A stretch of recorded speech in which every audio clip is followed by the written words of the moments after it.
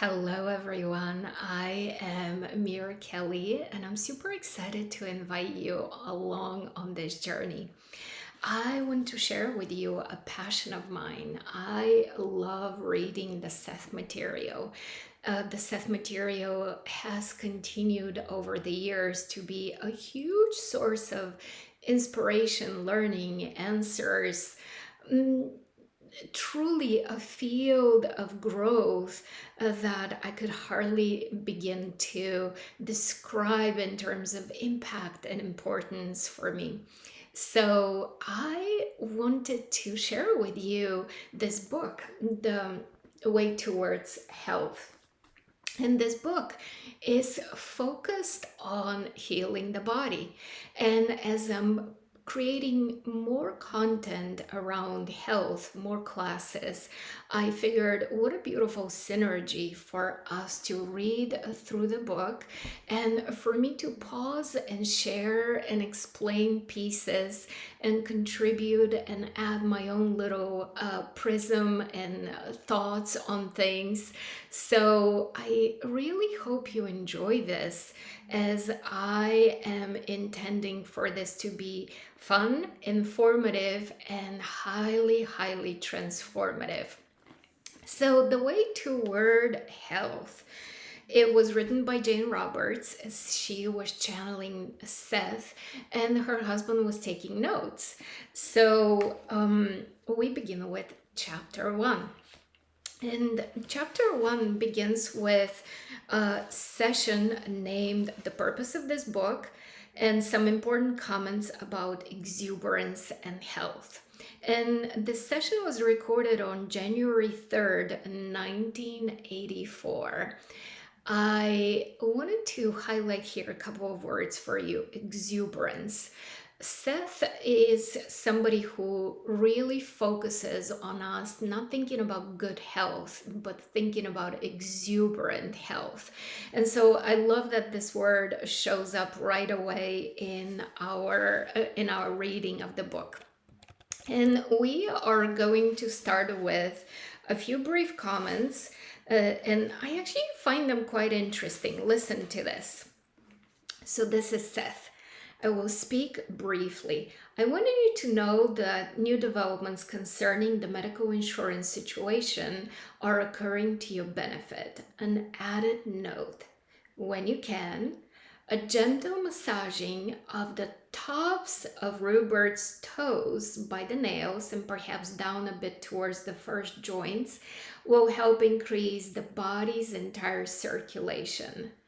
How interesting. This is so interesting. All right, so let's read again so we fully understand the directions. So, a gentle massaging of the tops of the toes by the nails, a bit down towards the first joint.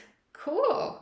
Will help increase the body's entire circulation. So if you can do this right away, please give it a try. And if you can save it later for tonight when you're in bed, comfortable, or sitting on the couch, comfortable, give it a try and let me know how this goes for you. Okay, so then we're gonna go to January 4th, 1984. There's a little bit more here. That was really just a very brief session. So here we go.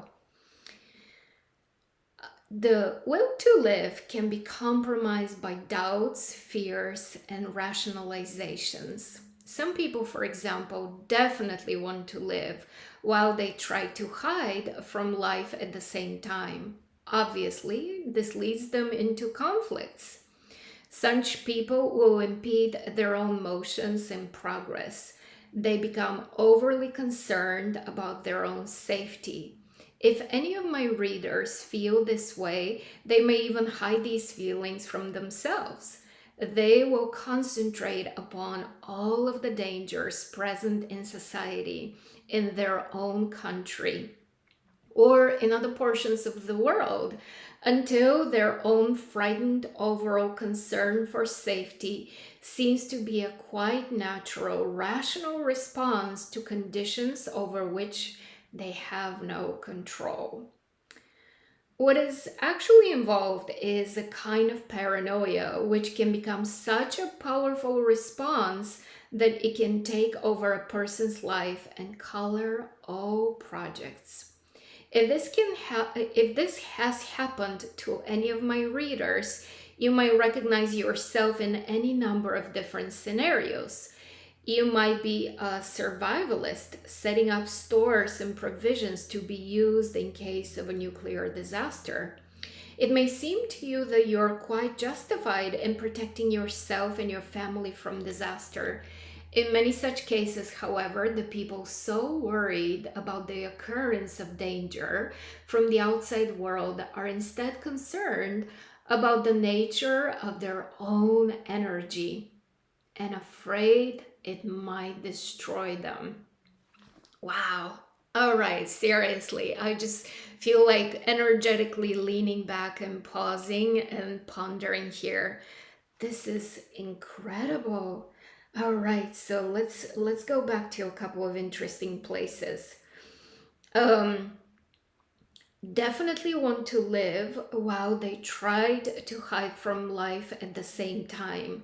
They become overly concerned about their own safety, and they hide these feelings, maybe even from themselves, but they will concentrate upon all of the dangers present in society, whether in their own country or in the world.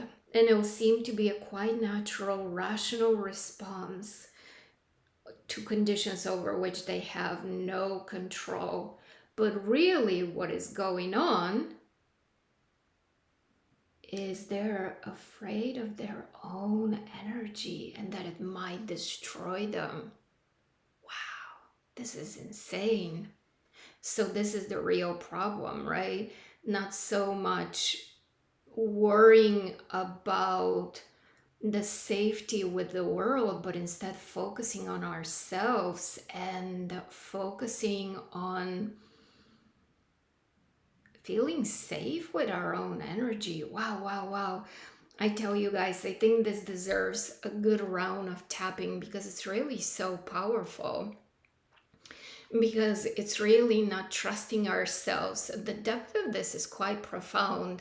Not only not trusting ourselves, but actually feeling like I definitely had to work through this issue, so I really understand it very well. Because at the beginning of my coaching and past life regression work, I was really worried about leading people astray, right? I wanted to help, but what if I harm? Now, this is definitely a very light version of what Seth is talking about, because I was never, worried that my own energy would destroy me. But I do know people who are afraid of themselves and the monsters within. And oh my God, we got to do some tapping on this because we have to move this and redefine this. But let's keep reading for now. In other words, they do not trust the energy of their own lives. They do not trust the natural functioning of their bodies or accept this functioning as the gift of life. Instead, they question it at every point, even holding their breath at times, waiting for something to go wrong. Other people may actually impede those portions of the body given to mobility so that they limp or tighten their muscles or otherwise tamper with their bodies, so that the end result is one that requires a cautious, hesitating approach to motion. What? Do you know somebody like this? Is that you? Some may even cause themselves to have severe accidents in which they sacrifice portions of their bodies to retain a sense of false safety. Gosh darn it.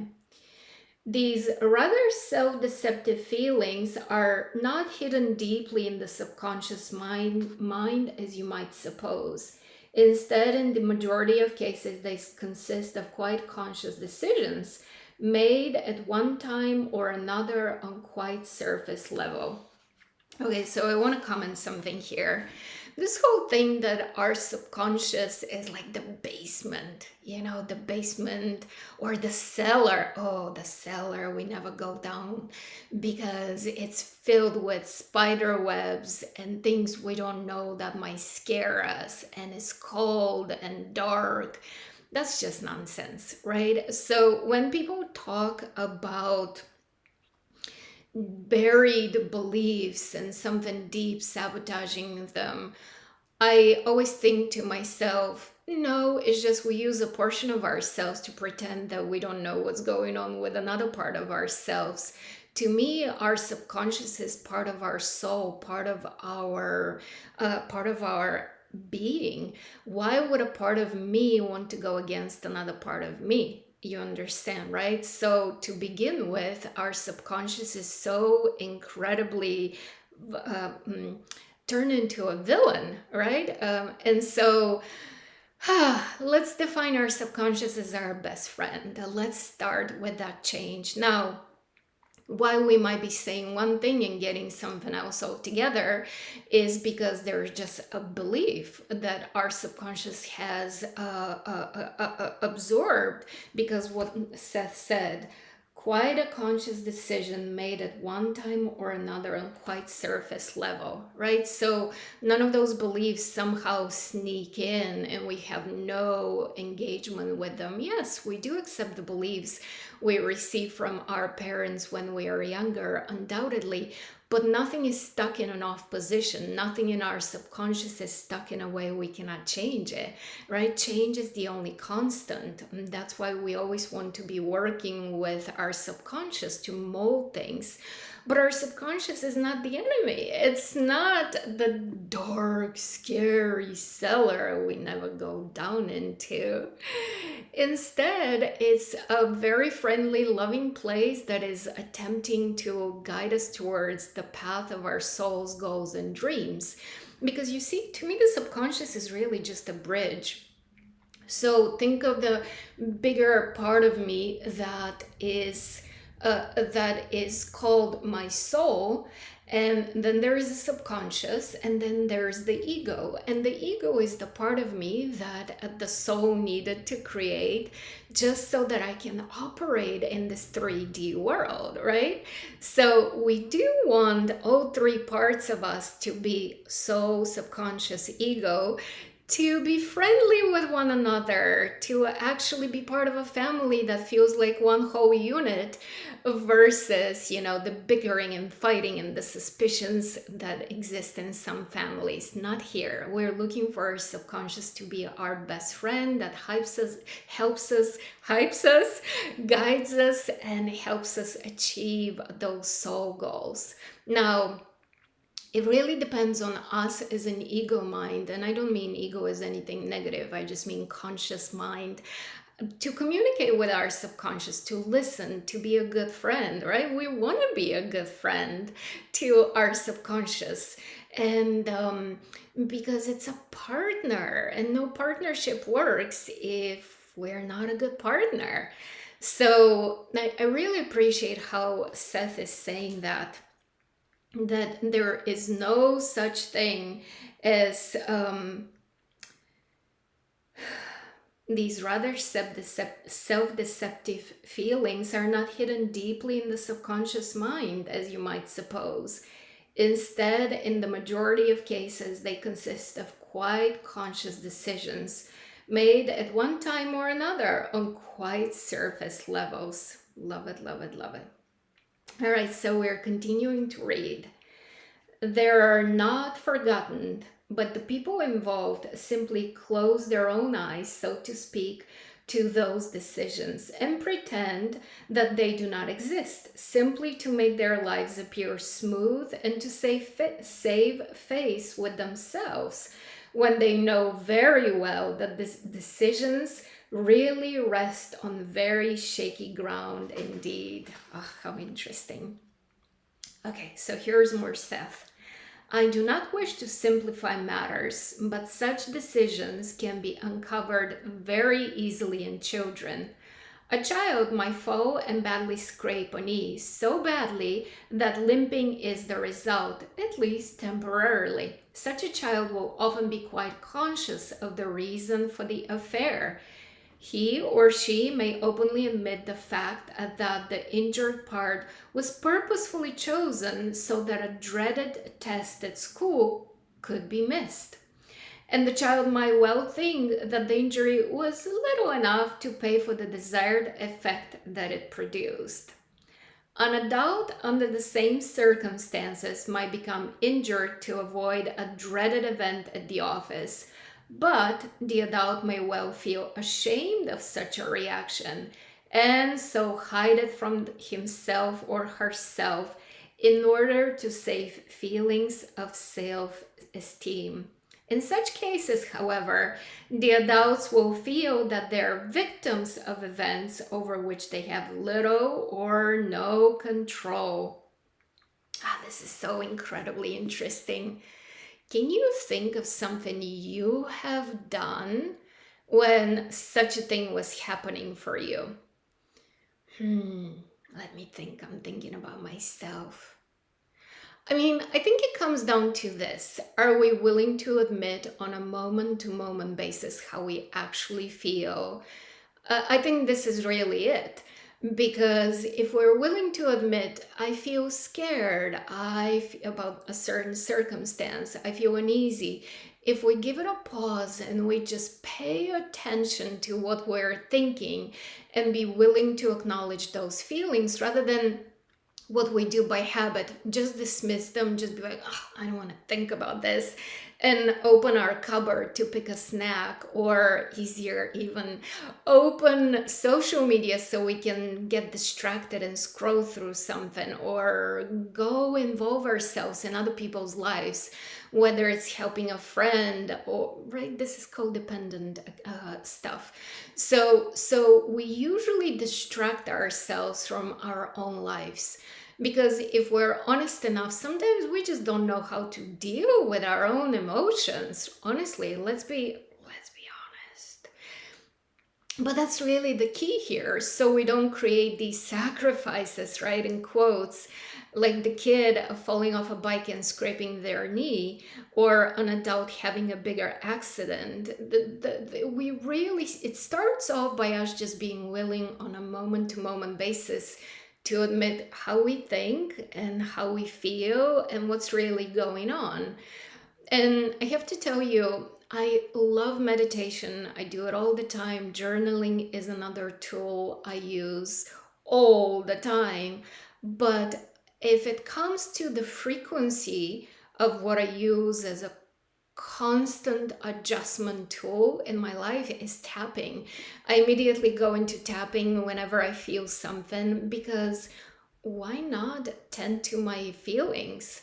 Obviously, sometimes it's not a convenient thing, right? I'm in the middle of a conversation and so forth. I cannot project into a different direction, being with a client or so forth, or being at an event. But even then, I can do the little bit. Let me show you actually. I can do the little bit of supporting myself by gently just pressing on this acupuncture point here, right? I can do that. Or I can, in my head, imagine that I'm just tapping right here on the collar bone, chest area points. So, in order to feel less victims in our lives, are you willing to be more present with yourself and tap more often? Obviously, that's my tool. Maybe you have yours. Please share in the comments what is your tool, so that you can adjust very quickly. Because the quicker we adjust, the quicker we solve a problem. You understand, it doesn't gain too much energy. It's not like something we've dealt for 10 years and it's the same old thing. Yeah, I think this is where we want to go with this one. Be willing to acknowledge how we feel and be there for ourselves. Okay, let's see what else does Seth have to tell us. So that's my personal challenge for you. Mm, be a little more mindful about how you feel and just be a little more curious and willing to acknowledge and willing to listen and willing to just tend to yourself, right? We do that for the people we love. Why not do it for ourselves? Alrighty, so here's a little more stuff. If the same kind of event occurs with any frequency, their fear of the world and of daily events may grow into it until it becomes quite unreasonable. Let me read this again. If the same kind of event occurs with any frequency, their fear of the world and of daily events may grow until it becomes quite unreasonable. Still, in most such instances, those inner decisions can be easily reached. But while people are determined to save face, they will simply refuse to accept those decisions as their own. People will people will to live and to act or not to act. To a large extent, they will the events of their lives, whether or not they're willing to admit this to themselves, and they will to die. Okay. I want to read this again. I feel like there's a little bit of something here for us to talk about. If the same kind of event occurs with any frequency, their fear of the world and of daily events may grow until it becomes quite unreasonable.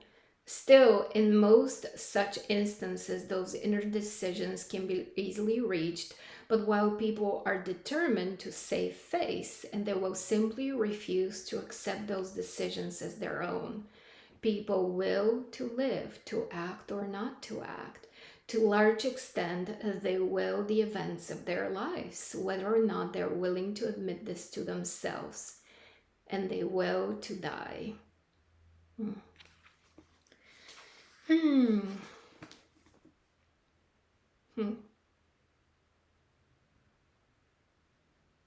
What a radical level of responsibility this passage is asking of us, right?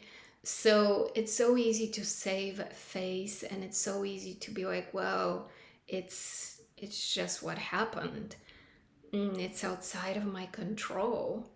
And yet what Seth is saying is there's no coincidences. Wow. Okay. All of this, of course, applies to Rupert's situation. By the way, let me say that Rupert is the bigger entity that Seth gives to Jane Roberts. So Jane Roberts is just a woman just like you and I. And rather than calling her Jane, Seth talks to her as the bigger entity. And so there's a bit of a confusion here, and that might happen because there's Rupert and there's Robert. And Robert is Jane's husband. Rupert is Jane. But we can keep it straight. All of this, of course, applies to Rupert's situation.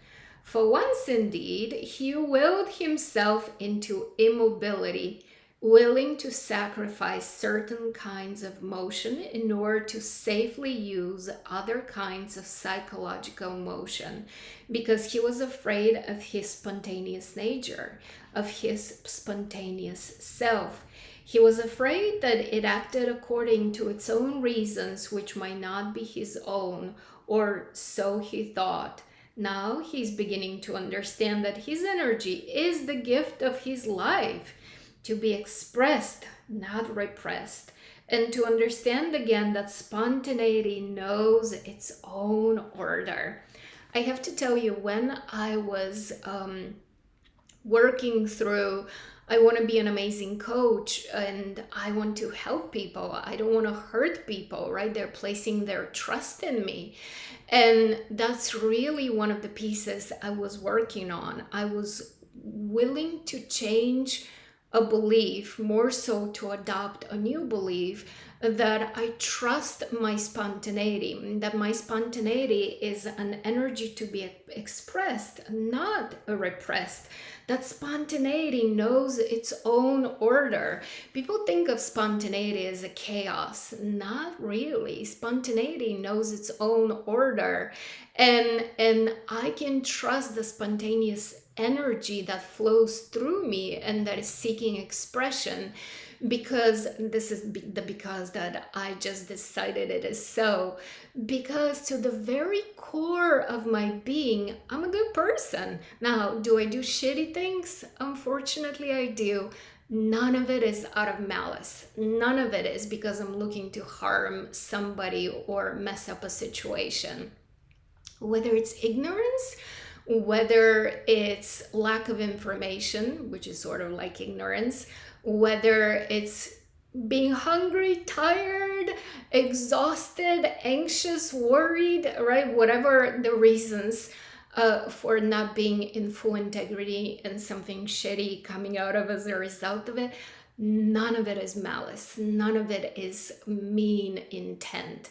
And so, if to the core of my being, I'm a good person, I mean, I might as well trust this energy because it has such a good intention to help my client, to, build something with them, to support them. And so that's how I resolved this fear of holding back, right? This fear of how do I trust what gets expressed in the world? Now, I can honestly say that I've crossed this bridge. If you were to go on YouTube and scroll all the way down to the beginning of times on my YouTube channel, you will notice that my first YouTube videos felt stifled. It felt like my words were sort of very measured and held back. It felt like I was really very much thinking and not trusting and not fully letting express what I was sharing. And I have to tell you, what is not recorded on those videos was the endless number of attempts I was doing with each video, to the point where I would often just be like, the hell with it, and not even record anything and not let the idea I wanted to share out into the world. Because, all the attempts and all the mistakes I'll make in speaking, and then get so upset at myself, and then start again and again and again. And by the 10th take, I'm just so frustrated with my mistakes, with myself, with how it is all coming through, that I'll be like, I'm done. No, this is too much. I cannot handle it. And now I feel very blessed to trust what is coming through me. The only thing I knew is that it was time to read this book and to share it with you. The only thing I knew is that I'm going to open it up, start reading, and as I read, I will share with you my thoughts.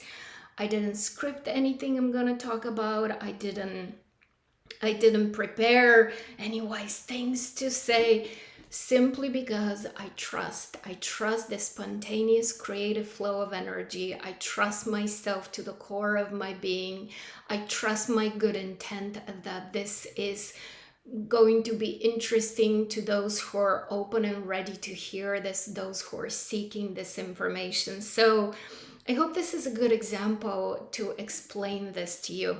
But I also want to add something else. So let me recap by going back to the Seth words here, just so that you can see what I mean. Okay, so this fear of one's energy applies to Rupert's situation. He willed himself into immobility, willing to sacrifice certain kinds of motion in order to safely use other kinds of psychological motion, because he was afraid of his spontaneous nature or his spontaneous self. He was afraid that it acted according to its own reasons, which might not be his own, or so he thought. Now he's beginning to understand that his energy is the gift of his life. It's really very sad how young Jane Roberts was when she passed away. And she passed away, gosh, this is the sad part of this whole business, honestly, you guys. She passed away from an arthritic condition and the results of it, right? So the reason why, the way Seth describes it, she willed it to be so, is because she always called herself a writer. And so in the beginning of her career, she really insisted on putting in the time from, morning till early evening hours. And she was denying any impulse for motion. So, like the impulse to go to the bathroom, the impulse to go for a walk, which is the spontaneous expression of her energy, right? She was blocking it, and she was really saying, this is discussed in many of the Seth sessions. She was saying, by choosing, she was saying, no, I'm a writer. I must write. And I have to put in the time. I cannot get distracted by going for a walk in the middle of the day or making food or whatever. So she was really cutting off her energy, right? She was really willing herself to be stiff, motionless, sitting at her desk. And sadly enough, in her case, she really did it so well and went to such an extreme that it cut her life short. But honestly, the personal loss for me is that, gosh, she could have created another 40 books if she had lived another 40 years or another 50 years. That's my personal loss, where I'm like, and there's no repair to it, right? Obviously. But I often think about this, you guys. So here's what I often think. So I work for myself, which means that my business relies on me, my effort, my results. And so I love what I do. There's no question about this. I'm in love with what I do, with how I can use my talents, how I can serve people, what I'm able to contribute, the passion of my life. How blessed am I that I found my purpose? Constantly a feel of growth, constantly a source of extraordinary experiences. But, but I have these moments when I wake up and I'm like, okay, coffee, we sit down and work. And sometimes I have the impulse to go to the gym. Or in the middle of the day, I'm thinking to myself, gosh, I can go for a walk. Or I feel like taking a drive and just giving myself a breather from whatever I've been doing. So I have these moments when I notice every time I cut off an impulse for motion. And I always think to myself about Jane and her condition, right? I always am very, gosh, am I going against myself here? But at the same time, I know work needs to get done. That's why it's called work, because it needs to be worked on. So I'm not saying I have figured this out. I just wanted to share that I have this constant dance where it's how much do I go with these impulses for motion when my business is all about sitting on my ass, sitting in front of my desk and producing something that requires a stationary position for my body. If some of this happens in your own life, you have to share it with me, honestly, because I haven't figured that one yet. Still thinking about it, and yeah, I think it's a very important thing to do. So there's a little more to read before we end this session, so let's do it. Okay, I'm going back. So Seth, again, 3 more paragraphs. We can do it, right? He just told you that when he begins to speak for me, he senses an entire tall structure of words, and unhesitantly he lets that structure form. The same is true with his ability to move and walk. The more he trusts his energy, the more his spontaneity forms its own beautiful order that results in the spontaneous physical art of walking. and he is indeed well along the way. The changes have already begun in his mind, and they will be physically expressed. It is no coincidence in your language that the word will refers to the future as in a line like it will happen, and also refers to the decision making quality of the mind. I may or may not return, again, according to those rhythms of which I speak, but I'm present and approachable. So let's play something interesting as a game. So, since the word will speaks of the future, but also the decision making qualities of the mind, I want to invite you to use the sentences with the future. I will, it will, right? Like whatever will. I want you to just notice what you're talking about. So let's play it as a game that we carry into our world and into our daily life. So just notice, what is it that you're saying? And is this the decision you're honestly, sincerely wanting to make? Is it really that which you're choosing, or is it just being said in jest? Just notice your words, and that if your words match your intent and what you know is in your highest good. Let's do that. Let's play that as a game until we see each other. So it is my hope, my intent, so obviously now I have to make it a will, that I come back tomorrow so we keep reading the Seth Material and the way toward health. I hope you're enjoying this. Give me your thoughts. Let me know your thoughts on is this fun for you? Give me your sharing and comments on what we spoke of, and I will figure out how to do the tapping on trusting our energies. Maybe another video, right? It has to be separate, otherwise it'll go too long here. So I love you, and I will see you tomorrow.